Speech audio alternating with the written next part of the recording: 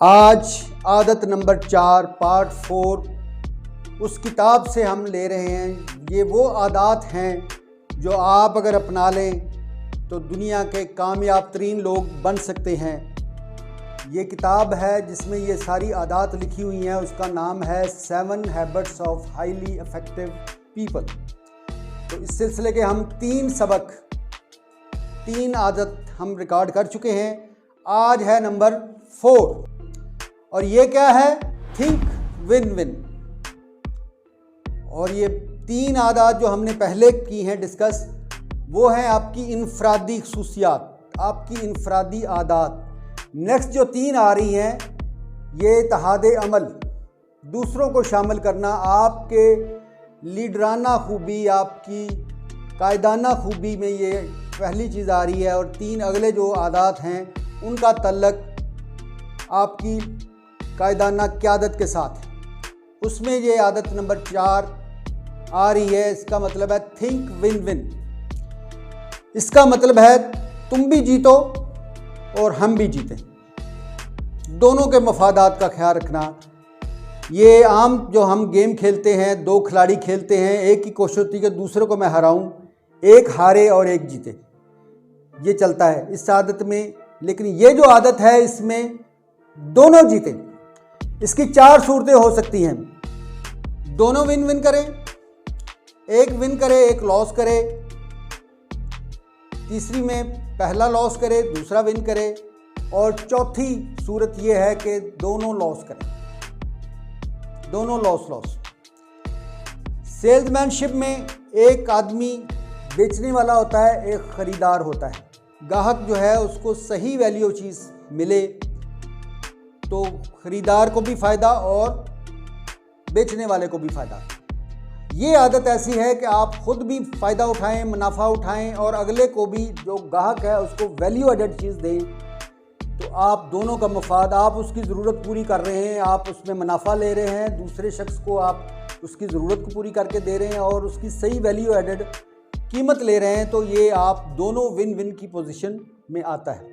ये 2 अदारे ऐसे हैं कि जिसमें दोनों विन विन करें तो कामयाब है। अगर एक विन करेगा तो दूसरा भी हार जाएगा, पहला भी हार जाएगा और दूसरा भी हार जाएगा। वो कॉरपोरेट सेक्टर है और ख़ानदानी ज़िंदगी में मियाँ बीवी है।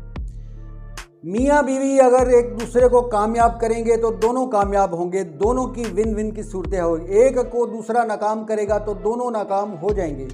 इसकी मिसाल यूँ मिलती है कि एक मियाँ बीवी में अनबन हो गई, मामला कोर्ट में पहुँच गया, तो जज साहब ने कहा, मामला तलाक पर पहुंच गया, दोनों एग्री नहीं हुए। जज साहब ने कहा कि खामद अपनी इमलाक, जायदाद, मनकूला गैर मनकूला को सेल करेगा और आधी आधी जायदाद तकसीम करेंगे। आधे पैसे आप बीवी को देंगे, आधे पैसे आप रखेंगे। ये उन दोनों जज साहब ने दोनों के लिए विन विन पोजीशन का फ़ैसला दिया, जो कि अच्छा फ़ैसला था। लेकिन हुआ क्या कि उसने गाड़ी बेची। गाड़ी थी उसकी $10,000 की, उसने $50 में बेच दी गाड़ी और उसके $25 जो हैं वो बीवी को जाकर दे दिए। तो बीवी ने एहतजाज किया, उसने कहा इतनी कम कीमत आपने कैसे बेची, और उसने जाकर काजी को बताया। तो काजी ने कहा, अपना एक एहलकार भेजा कि इसका मालूम करके आओ कि वाकई इसने इतने में बेची है। वो मालूम किया तो बात सही थी, उसने वाकई जो गाड़ी है वो $50 में फ़रोख्त कर दी। तो उसको पता चल गया कि ये तो बिल्कुल सही उसने बेची है, और उसने आकर बताया कि ये बिल्कुल इतने में बेची है और इसका मकसद ये है जो बाकी जायदाद है उसको भी कम कीमत पर फ़रोख्त कर रहा है, जो उसका फ्लैट है उसको भी आधे रेट पर बेच रहा है, जो उसकी जायदाद है उसको भी आधा। मकसद उसका क्या था कि मैं बीवी को नुकसान पहुँचाऊँ। तो असल में नुकसान वो ख़ुद उठा रहा था। इसलिए मियाँ बीवी का रिश्ता ऐसा है कि ये दोनों जीतेंगे तो कामयाब होंगे, इसमें एक भी हारेगा तो दोनों हार जाएंगे।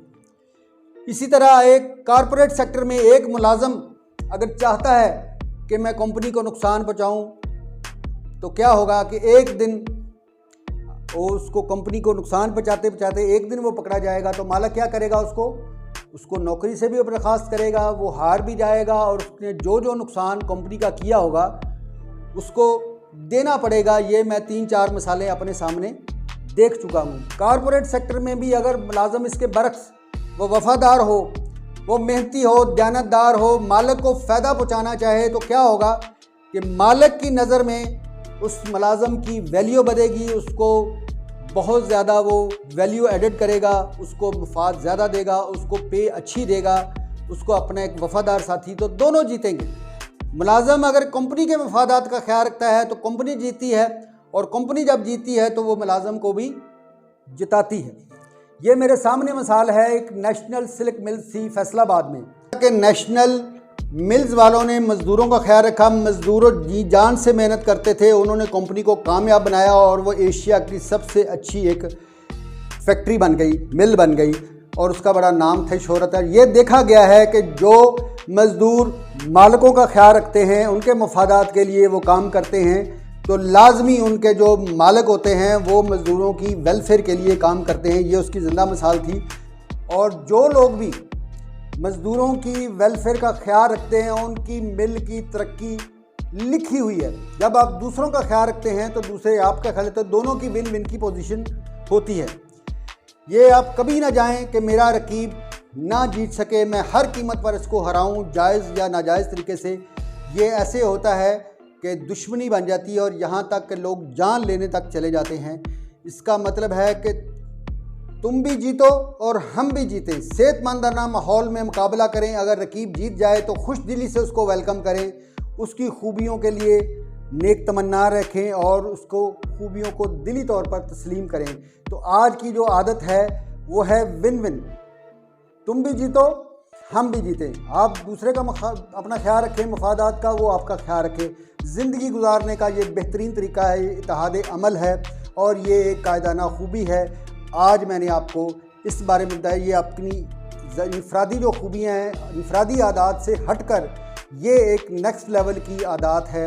आप इसको अपनाएं, ज़िंदगी में कामयाब हो। आप गारंटी है कि ये 6 आदात 7 आदात आप अपना लेंगे तो दुनिया में कामयाबी आपका मुकद्दर होगी। तो बहुत शुक्रिया। जो नए आने वाले लोग हैं, मेरे चैनल को सब्सक्राइब करें, इसको लाइक करें, शेयर करें। आपके टाइम देने का बहुत शुक्रिया।